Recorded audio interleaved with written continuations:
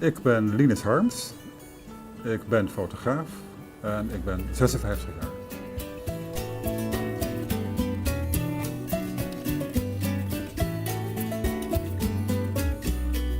Nou, ik was op zoek naar een ruimte en een vriendin van mij gaf me de tip dat hier de ruimtes vrij waren.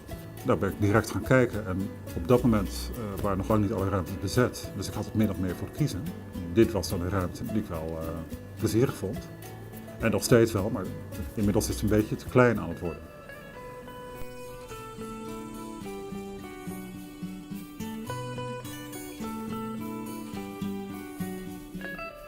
Als kind tekende ik al heel veel. Dat begon eigenlijk al op de kleuterschool, kan ik me ook nog goed herinneren. En ik kreeg toen het advies om naar de kunstacademie te gaan. Dat heb ik toen ook gedaan. Maar nou, ik was heel jong, ik was toen de jongste leerling, ik geloof 17.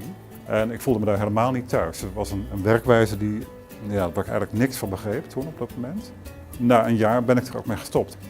Ondertussen was ik wel gaan fotograferen en dat is eigenlijk nooit meer opgehouden. Dus dat begon als hobby toen ik 17, 18 was.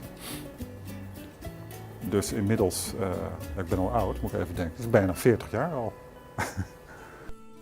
Als ik in het buitenland was, dan was dat heel vaak op plekken, op rurale gebieden, dus hele landelijke gebieden. In steden, ja, daar kwam je natuurlijk ook wel, maar daar hou ik niet zo erg van. Mijn favoriete foto's die zijn eigenlijk bijna altijd in landelijke gebieden gemaakt. Omdat daar toch een soort rust in zit die ik zoek in mijn beelden.